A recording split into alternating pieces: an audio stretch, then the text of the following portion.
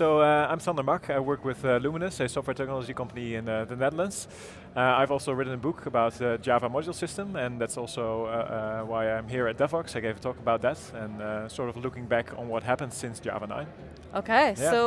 so what do you think about the module system a year later? Yeah. So obviously, I've been knee deep into everything surrounding the module system for a pretty long while, and actually the release of Java 9 was a major relief for me because, well, we finally could stop writing and thinking about it. But the module system itself, I think, has proven very effective for modularizing the JDK, as evidenced by the fact that, for example, in Java 10 or Java 11, there haven't been any major changes to how the module system works.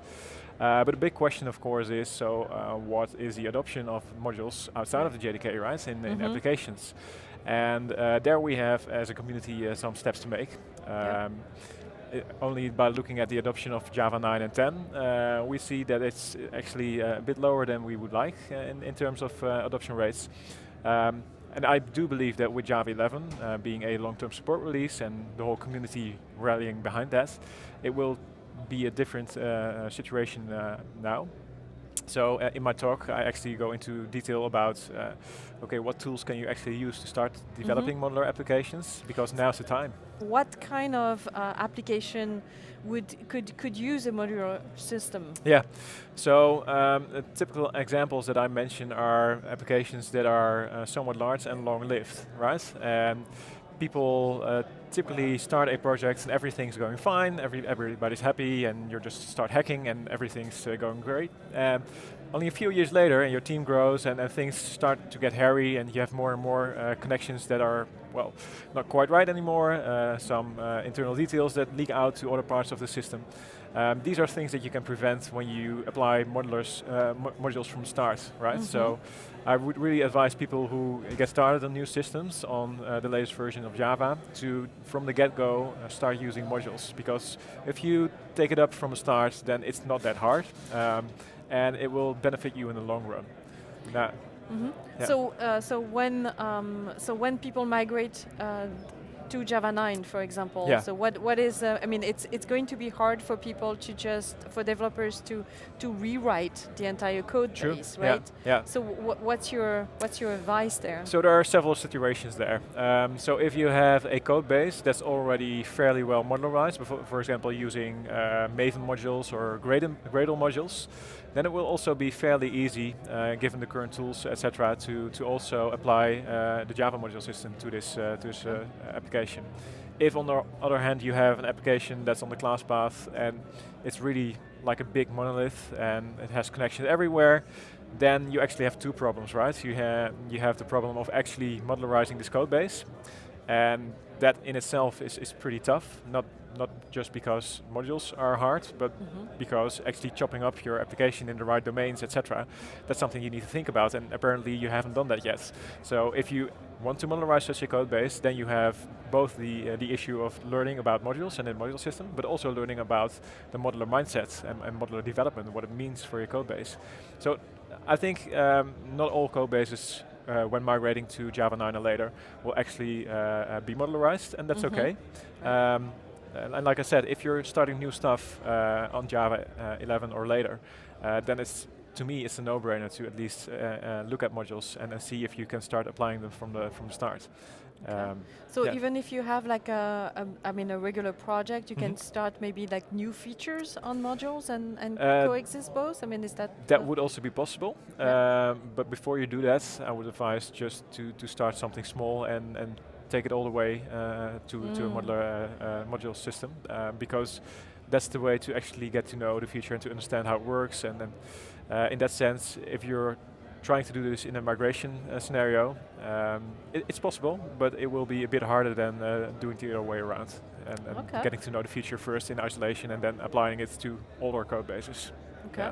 And do you find the module system intuitive for programmers, or are there like roadblocks that, because I know that the lambdas, for example, it was forcing people to think differently. Right. Yeah. So so in that sense, I think there's a twofold answer to this. On the one side, when looking at the module system in isolation, I think they did a great job of creating a consistent feature.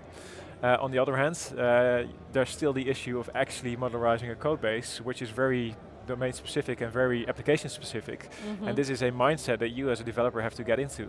And that won't happen overnight. I mean, this is really something that you need to practice and you need to get better at. And in the long run, this will benefit you because your code bases will be more maintainable, more flexible, more reliable even.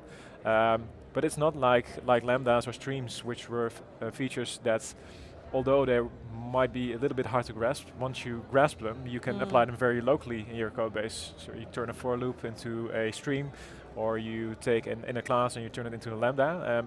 That can be done in like half an hour. If you talk about modularizing a system, this is talking about the high-level architecture of your application. So it's a different ballgame in that sense.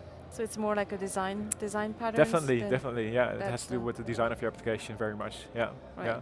So are we coming up with new design patterns, or what's going on? No, because I mean, modular application development is of course not something that's only now possible, but it's something that's been applied using tools like Maven and Gradle, but also OSGI, for example.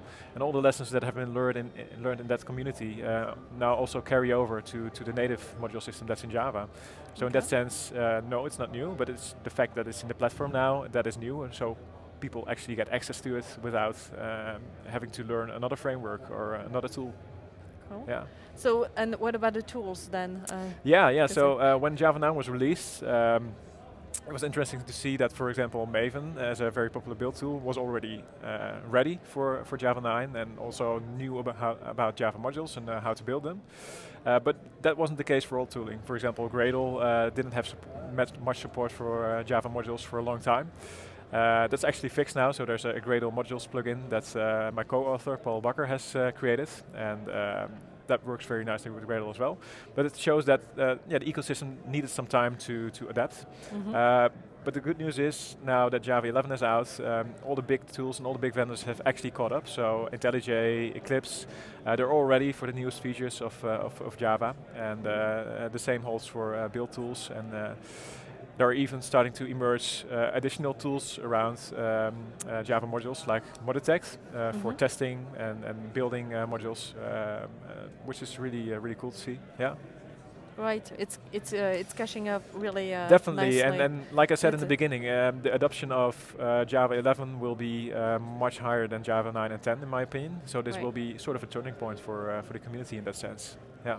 So you also give a course on modularity and other topics, so Java topics at Pluralsight. Exactly. Yeah. Yeah, so Pluralsight has a large focus on software developers and enabling them to catch up with skills very quickly. So what I do for them is we're now having 2 releases of Java every year. So every day on the release day of Java, the new version of Java, I at Pluralsight make sure that there's a course that will take you through all the new features and just put it into perspective. And besides that, there's also courses around the module system, for example, and stuff like that. And all aimed at getting you up and running quickly without having to read through books or blog posts or having to find all the information everywhere. It's all right there. So yeah. And then you mentioned your book. So Java 9 Modularizing. Yeah, exactly. So so is it? So my question is, it was Java 9. So is it still relevant? That's a good question. Yeah, sure. So you should view the title as having the version of Java where the feature was introduced. So already also have a Java 8 Lambdas book. Well, that's still relevant. We still have Lambdas. Same with Java 9 modularity, and even in Java 11 and later, the module system is still there. It's effectively still the same. There have been no new big features or changes, some incremental improvements, but in essence, everything that's in there in the book about how to create a modular system, but also how to migrate applications, is still very much applicable today. And because people are now only starting to move from Java 8 to later versions, like 11, the LTS version, I think now is a very good time to actually get this knowledge and brush up on that. a lot of people also are moving to 8. I mean, from 8 to 9, Yes. and to so just to test also the module system. Yes, in a yes. sense. Well, what you typically see, at least in the companies that are paying attention, is that they at least have some continuous integration server running with the newer versions of Java, even if they're not yet using it in production, just to see how their applications react to newer versions of Java. And that's a very good way to keep on track. Yeah, yeah. Thank you. Thank You're you welcome. for Yeah. spending the time and talking to us. Yeah, So really sure. appreciate it. Thank you. Thank you.